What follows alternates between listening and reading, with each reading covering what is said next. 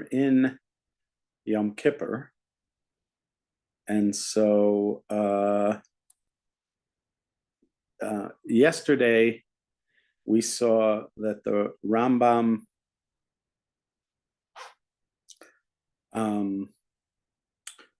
identified several different practices. This is a positive mitzvah, so they're sort of practices. They are actually abstaining from things, but they require thoughtful application in order to make sure that we sustain from them. So I guess they fall into the category of practices in that way.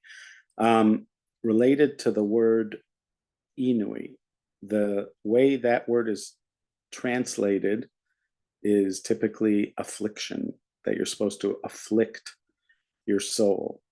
So it seems like on what is clearly a biblical level, that means that you cannot eat or drink on Yom Kippur. The Rambam then uses this word, Kabbalah. I mean, I don't know what he said in Arabic, but the way they're translating it into Hebrew is the word Kabbalah. That word is a word that has a very specific meaning, and it's a word that has broad meaning. The broadest meaning of it is something received, lekabel, to accept or receive something. And so in the introduction of Pirkei Avot, it says, Moshe kibel Torah miSinai.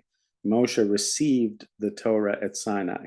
So it seems to mean some kind of received transmission or tradition.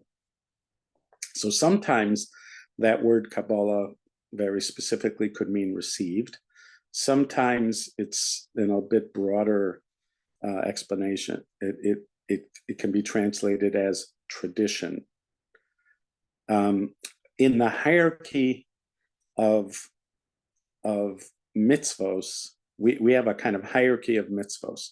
It doesn't necessarily mean that in this hierarchy, if you're doing something at a higher level, it doesn't necessarily mean it's somehow more impactful in the spiritual world. It just, the way we tend to categorize these, because we just don't have a better way of doing it. Sort of pragmatically, we want to know where this information comes from, who's asking me to do this specifically. So we tend to feel that if something is expressed in the written Torah, we tend to feel an assurance that this is something that God wants me to do. And maybe you'll call it the highest level of assurance that this is something that God wants me to do. The level below that, I mean, there's different ways of doing this, but the simplest model is the level below that is if it's rabbinic.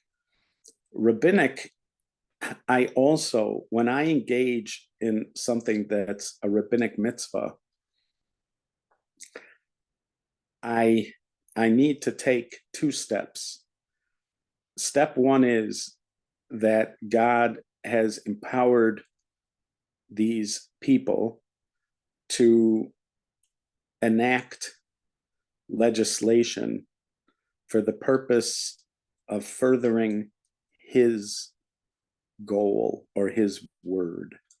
So he has a particular word or goal, and they, in the furtherance of the fulfillment of that word or goal, are enacting new legislation. In other words, they are now having us do something additional.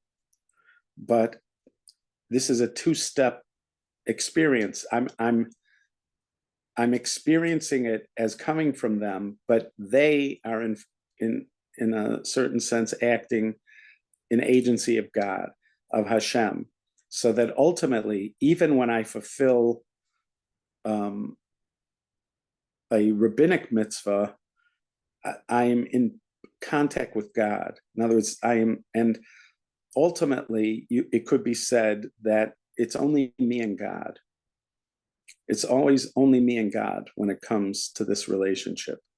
Even if there's rabbis and it's on a rabbinic level, or if there's custom, which often means it's originating from the people, not even from the rabbis. When I'm engaged in it, I am able to, and I'm encouraged to, and I'm directed to experience it as if it's me and God. The intermediaries sort of fall to the wayside.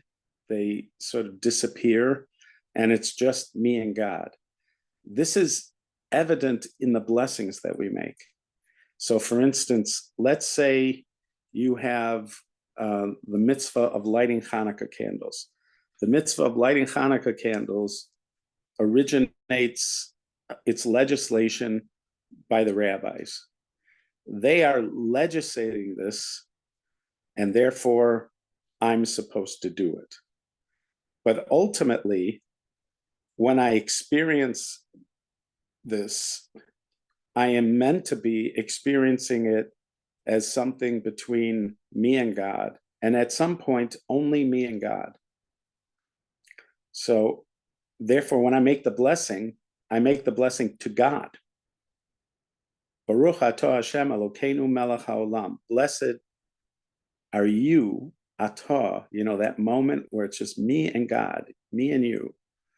Hashem Elokeinu, Lord our God, melech haolam, King of the universe, asher kitshanu, who sanctified b'mitzvotav, with his mitzvos, v'tzivanu lahadlik ner shel Hanukkah, and commanded us to light the Hanukkah candles. That's just me and God. There's no mention of the rabbis in this. There's no acknowledgement of their role in this, because when I finally get to the experience, by design, this experience is supposed to be something between me and God. They act in agency of God in order to sort of, in certain cases, make a new points of contact between me and God, or to highlight some aspect or presence of God that I may not have noticed. But once I'm engaged in it, it's just me and God. So again, that's why I'm saying that ultimately, qualitatively, there's not supposed to be a difference of experience when I'm doing something that's rabbinic or I'm doing something that's biblical. When I come up with the hierarchy, there are certain pragmatic reasons for me to come up with the hierarchy, to remind myself, how do I know this?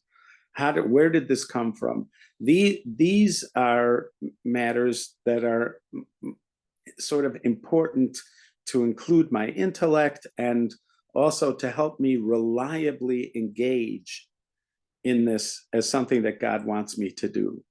But ultimately, when I'm engaged in the experience, it's not differentiated. There's not a difference if I'm in that moment, moment of contact. There's not a difference between if it was Hanukkah candles or if I was eating matzah. They are both moments with me and God.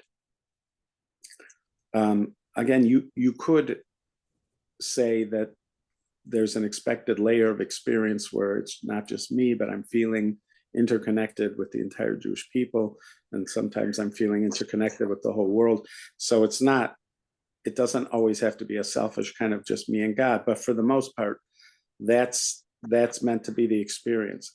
So when we're engaged in the hierarchy, it's more to establish where things come from pragmatically, again, to satisfy my intellectual part of me that needs to be part of the process, but also there are some pragmatic differences. So when things are biblical, there are certain rules for how to proceed, especially when there's some doubt. If there's some doubt and it's a biblical law, then I tend to err on the side of what we would call the stringent side. So if I'm not sure, did I eat matzah or did I not eat matzah, then I have to eat another piece of matzah. If I'm not sure if the matzah I ate was the right amount, I would need to eat more matzah. If I'm not sure if the matzah was made properly, I would have to eat different matzah, because since it's a biblical commandment, even when I'm in cases of doubt, the rule is that I err on the side of the stringency. When it's rabbinic, it's often the other way. When it's rabbinic and I'm not sure, then I don't do it again, or I don't do it over. This is very simplistic. There's exceptions to this model. That's just one pragmatic difference between them. In a time where there was a Beit Din, there's also, when it comes to punishments, let's say it was a negative commandment and I ate a cheeseburger. So that's a biblical infraction, and the biblical infractions involve lashes. Rabbinic infractions could also involve lashes, but they're called rabbinic lashes. And there may be, again, when the courts get involved, it might be something similar to a felony and a misdemeanor, or, like they might, when it comes to punishments, have different categories. Also, when it comes to doing tshuva, when it comes to doing repentance, so there's if it's a biblical infraction or a rabbinic infraction, there might be differences in what I'm called upon to do, to fix it or to do tshuva for it. Sometimes what I'm asked to do for a rabbinic infraction might be even more than I'm asked to do for a biblical one, because they don't want me to take the rabbinic one more lightly than the biblical one. There's some question about the Mariv prayer, whether the Mariv prayer is obligatory. The Shachris and Mincha, there's no doubt that they are obligatory. This is rabbinic. This is on a rabbinic level. There is some question about Mariv when they originally made the rules for prayer, composed prayer at certain points of the day. Did they want Mariv to be an absolute requirement like Shachrit and Mincha, or did they not? But you see, at one point they make it sound like if you miss Mariv, it's worse than missing Shachris and Mincha, and that the punishment or the divine punishment's even worse than if you miss Shachrit and Mincha. And over there, it seems to be because they don't want you to think of rabbinic enactments or customs as light compared to biblical ones, to the point where you don't take them seriously. So there might be times when they ask you to take the rabbinic one more seriously, or even a custom more seriously. We even make blessings on customs. For instance, Hallel, not everybody does this, by the way, but Ashkenazic Jews, when we say Hallel on Rosh Chodesh, we make a blessing. Even though Hallel on Rosh Chodesh is custom and not rabbinic law. It's why on Rosh Chodesh you don't say the whole Hallel. That's to indicate, just to make a symbolic gesture to show that it's not required to the same degree as, let's say, Hallel on the Seder night, or Hallel on Pesach in general, on the holidays in general.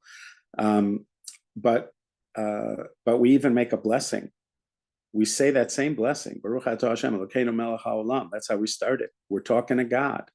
And when we're engaged in it, it's between us and God, even though it was just a custom. Now, again, Ashkenazic Jews do this, Sephardic Jews do not, and I think Chabad does. I'm not sure. I think Chabad, the individuals don't make the blessing, only the Chazan makes the blessing.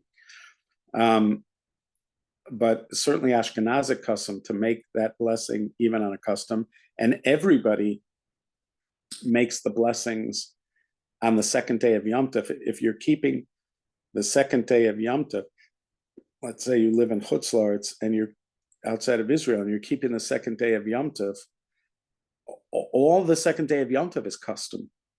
Everything you're doing is custom. It will even the biblical things for the first day of Yom Tov, like eating matzah at the Seder, a certain amount, or eating maror. Maror is easier. Maror at the Seder. Again, you make a blessing on maror at the Seder on the second night, and you're only doing it because it's custom. There's not there. So you see that those are examples of how, even when it comes to the actual experience of the moment, once you're there, this is you and God, just like it's you and God at all the other points where it's you and God, just like it's you and God in the middle of Shemona Esrei, and it's you and God in prayer.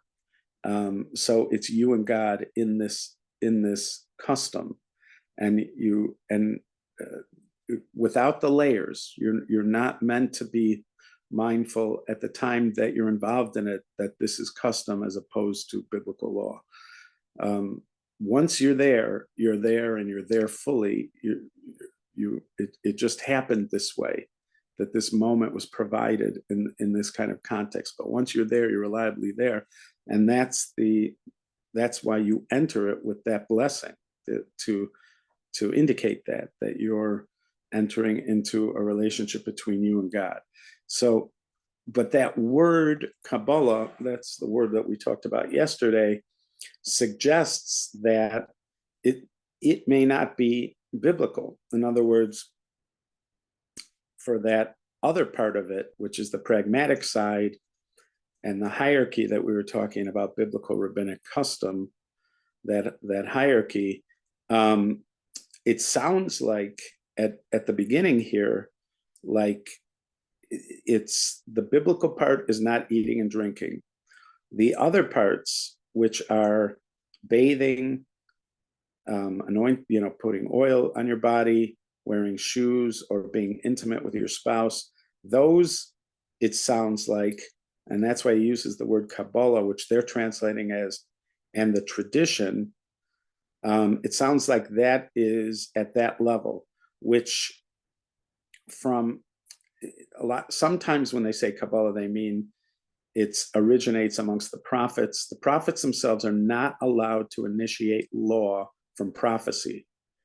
So if we have a tradition that the prophets were a source for a mitzvah, what it means is that at the time of the prophets, the Sanhedrin as a legislative body legislated this mitzvah. Because prophets cannot add to the Torah. A prophet cannot, from prophecy, cannot generate a mitzvah. They could be scholars as well as prophets, and they could be part of the let's say Sanhedrin that is legislating this. The Talmud says that Ezra assembled a like a super Sanhedrin that had 120 members. It's why the Knesset has 120 members. They call it the Knesset. That original group was called the Anshe Knesset Hagadola. These were the Sanhedrin. It was a body of legislators, and it was also a judiciary. It had 120 members, and amongst them were many prophets. But when they're doing legislation, their legislation, they can't do it as prophecy. They can't say, I saw in a vision last night that this is supposed to be a mitzvah. That can't be their contribution. They have to act as scholars at that time, and the legislation has to be enacted on a level of scholarship. It can't be. But anyway, so sometimes that's what it means when it says the word Kabbalah. We're at a loss here because, first of all, he doesn't define it clearly. And second of all, we're reading the English translation of a Hebrew translation of an Arabic work. But even if I look back at the Hebrew translation says the word Kabbalah in it. It's one step removed. Plus, the Rambam was alive when, I believe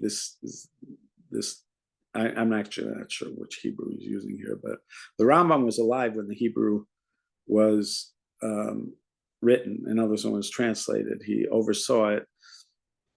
And therefore, we can assume that he's happy with it. He knew Hebrew, and he wrote in Hebrew. His codes were written in Hebrew. So he certainly knew Hebrew and had a meticulous understanding of the language. I don't know why he had translators as opposed to himself translating it. I'm sure somewhere he writes about it, but I don't know what he says about it. But so that word Kabbalah, whatever it specifically means, his use of it seems to signal that this is not that eating and drinking are biblical, and the rest of them are what we would call rabbinic. The problem we had was that he then cites sources that suggest that it is biblical. And the place where he's most specific is here. He says, it is as if he said that the obligation is the specific resting from work and the specific resting from nourishment for the body and its preservation. Again, eating and drinking. And hence he said Shabbaton. So Shabbaton, that word means a rest, but he's suggesting it's a rest in this case of creative work, but also the resting from self-preservation. And the language of the Sifra, which is halachic midrash, is, from where do we know that ... bathing and anointment ... are forbidden on Yom Kippur? Hence, we learn to say it is a Shabbat of Shabbaton. That is to say that the resting be from all of these things until he arrives at affliction. This source, the way they write it, makes it sound like all the elements are intended from the biblical words.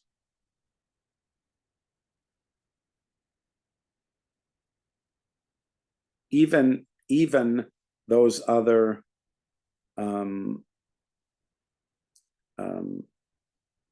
things which he had originally identified as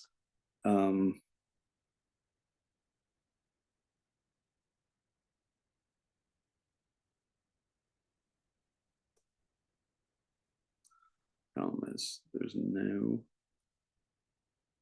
comment on it. Let's look here.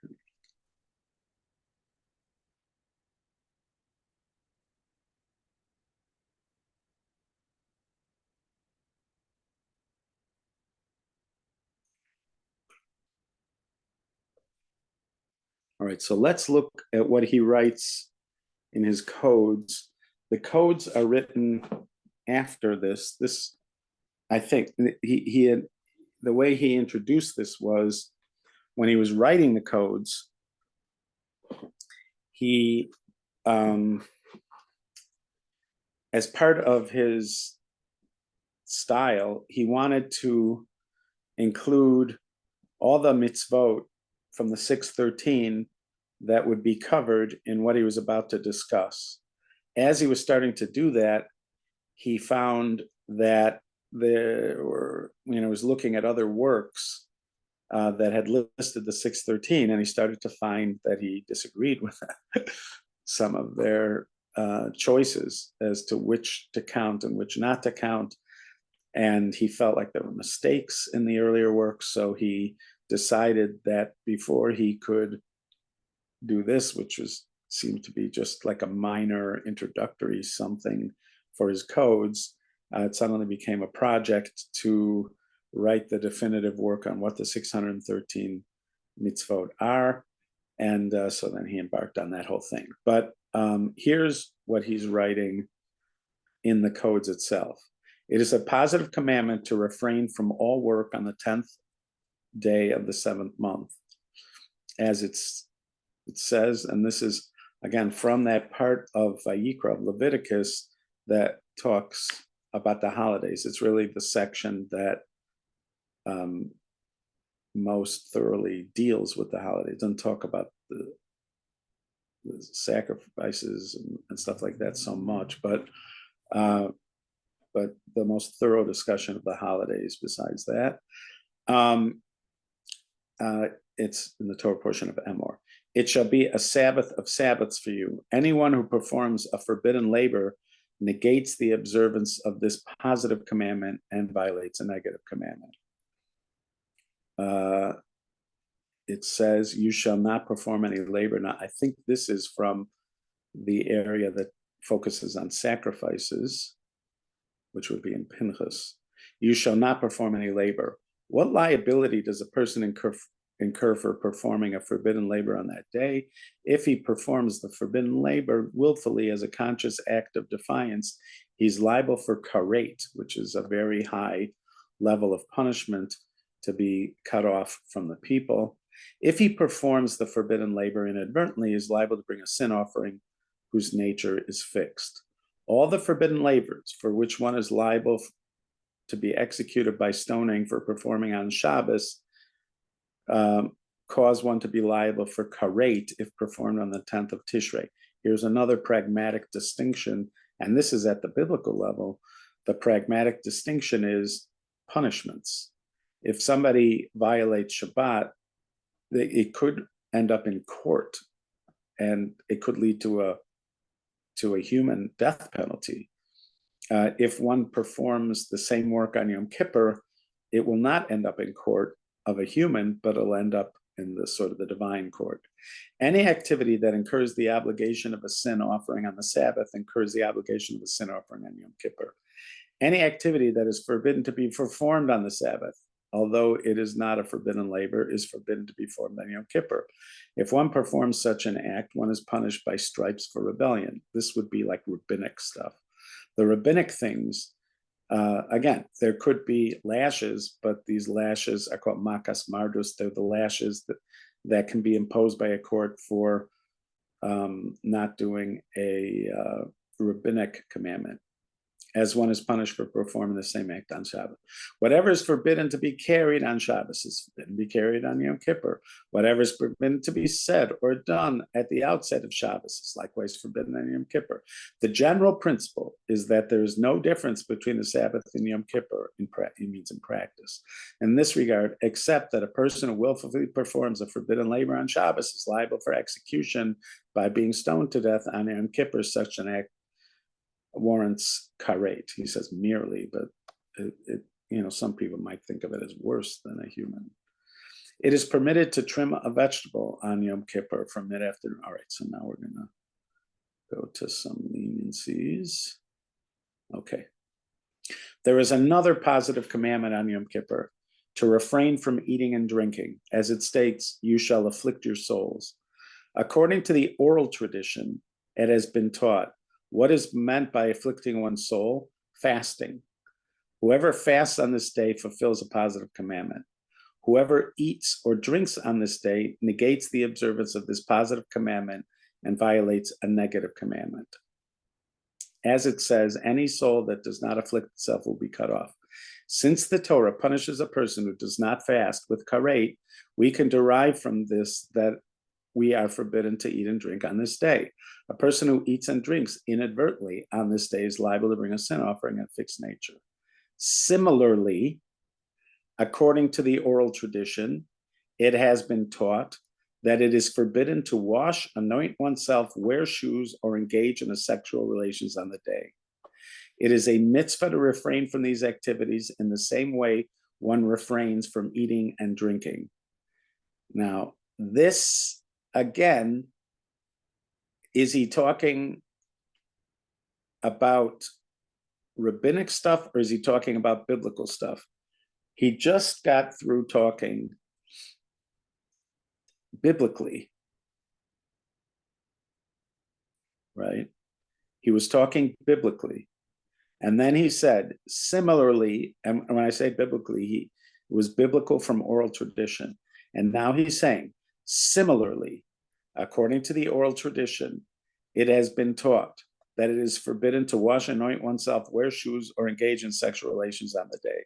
It is a mitzvah to refrain from these. So it sounds like he's saying that these are forbidden on a biblical level. Again, even though he's saying oral tradition, he just means the oral tradition that exists side by side with the written law, and that is, we still call that biblical in our hierarchy.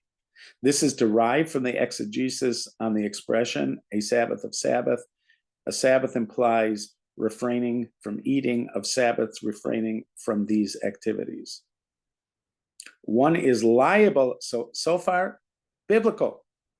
So it sounds like there's no difference between eating or wearing shoes. One is liable, however, for karet or a sin offering only for eating and drinking. If one washes, anoints oneself, wears shoes, or engages in sexual relations, one receives stripes for rebelliousness. Somehow, it started biblically, but now it became rabbinic. Even though he's suggesting what seems to be a kind of seamless connection to eating and drinking up until now, he is making the distinction, and the distinction is best defined by the negative, the sort of punishment. The punishment is not the same. If a person eats or drinks on Yom Kippur, the punishment is different than if one is intimate with their wife on Yom Kippur or wears shoes on Yom Kippur. Just as the obligation to refrain from work applies both, and that's it. That's it. He was just like in the Sefer HaMitzvos, where he starts one way. In the Sefer HaMitzvos, he in our work, he starts with the notion that it makes it sound like it's rabbinic, and then when he brings it up at the end, it suddenly looks like it's biblical. Here, he starts by making it seem like it's biblical, and then ends with suddenly with indications that it is rabbinic. How did he switch from one to the other? Is he saying that he believes that one's rabbinic? Because, like, you're saying that he's going from biblical to rabbinic all of a sudden. Is that what he's saying is rabbinic, or it's just that's what it is? So this is extremely confusing. I agree. He can't make up what's rabbinic and what's biblical. I mean, he can't make it up on his own. Right, but it sounds like he's quoting psukim, so it's biblical. I know. But it switches. I know, and also he let's see what happens here.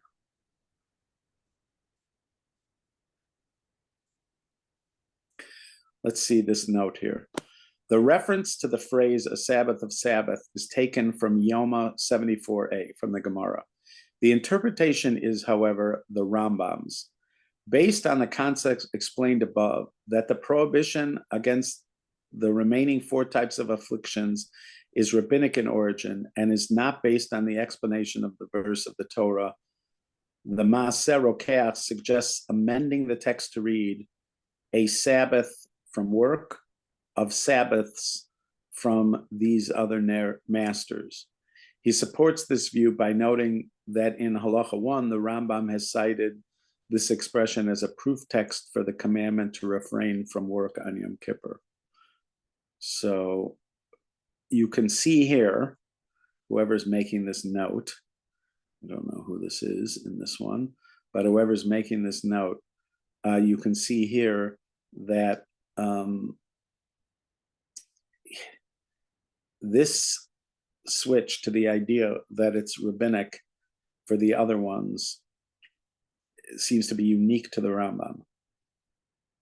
That doesn't mean he's the only person, but the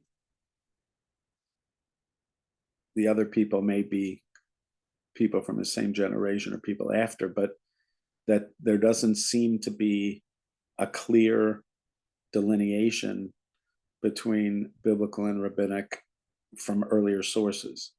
This is the Rambam's interpretation. So this is going to be one of those things where it's going to be a discussion amongst the various commentaries of the Rambam. So I think what we'll do is we'll take a look at that. If it seems to lead somewhere that we can access, so the way we'll do that is we'll actually go to this Rambam tomorrow, because if I go to the text of the Rambam in the original, this is just an English translation of it. If I go to the one on Sefaria, it'll allow me to access the commentaries on the Rambam.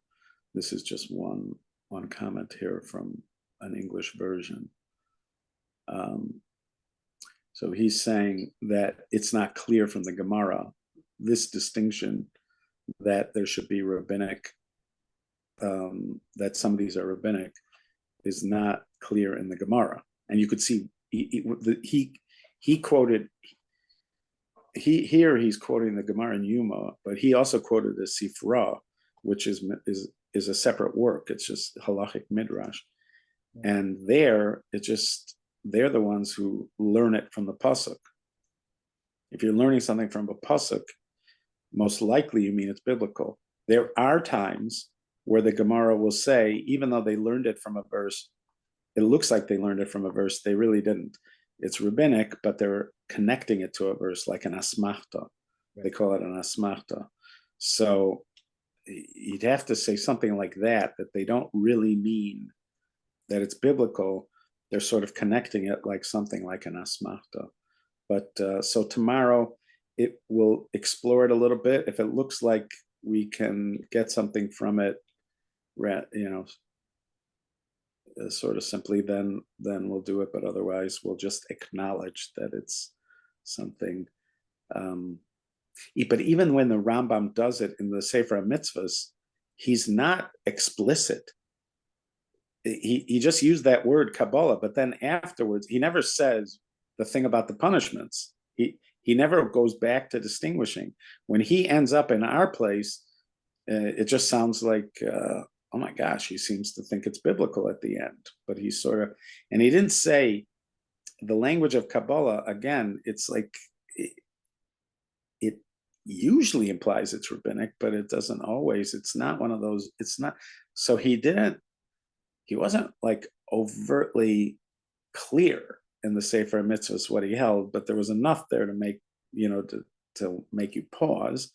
And then here he is explicit about it, but it's still confusing because he quotes the biblical quote. And so what he doesn't explain how could there be a biblical quote if it's rabbinic. He doesn't spend time on that over here for whatever reason. Okay. I look forward to Rabbi. I wish we had a class tomorrow, but we'll have to wait till Monday, I guess. More time to dig Think into about the it. sources. When you say you wish we had a class tomorrow, oh, because This- today's Wednesday. Sorry. Yeah, Sorry. Yep. whatever. I know the world is spinning. I don't know if you know, Yes. the world Yeah. is spinning. Absolutely. Backwards. Yeah. Apparently, yeah, it's just spinning, and so Yep. No, you're a new I have to take account of you're at new levels. You know, the physical world means nothing. Right. right. Yeah, I have And to it remember doesn't. that I'm on a planet that's hurtling at incredible speeds out Mhm. into the vastness of the universe, and it's spinning at the same time. But it just makes me nauseous to think about it. So I know. Yeah. Okay. I agree. All right. Thank you, Rabbi. Meanwhile- Thanks, Rabbi. Okay. Bye-bye.